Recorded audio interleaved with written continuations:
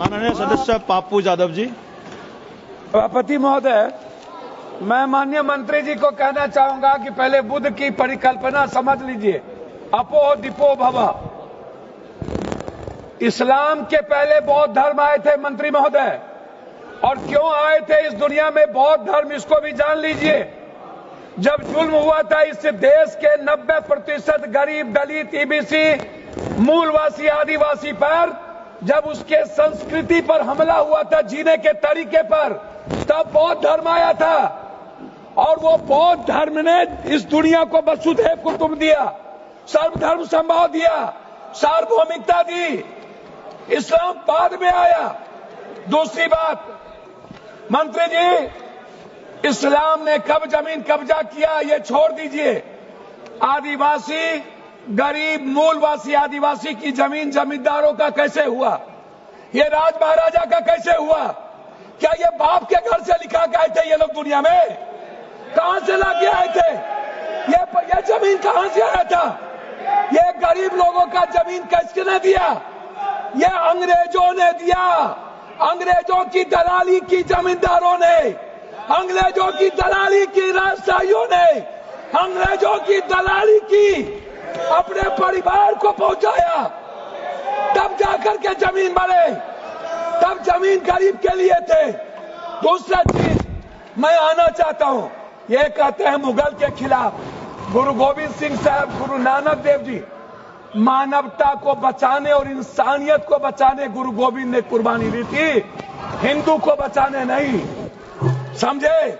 सनातन को समझिए, सनातन के बारे में जानिए।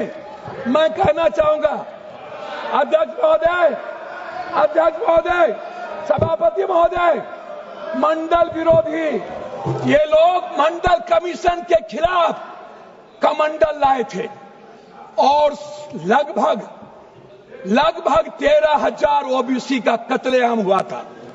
13,000। ये बात करते हैं, कौन विरोधी लाया था? कौन मंडल का विरोध किया था? आरक्षण का विरोध कौन करता है? जाति जनगणना का विरोध कौन करता है? ST SC का विरोध कौन करता है? आप हमको बताइए सर। बिल पे बोलिए, बिल पे बोलिए। मैं वही कह रहा हूँ सर, बिल पे ही आ रहा हूँ। हाँ। ये क्या है सर? मैं बात करता हूँ। हाँ। सर मैं किसी दल का विरोध करने नहीं आया हूँ, ना मैं किसी के पक्ष में।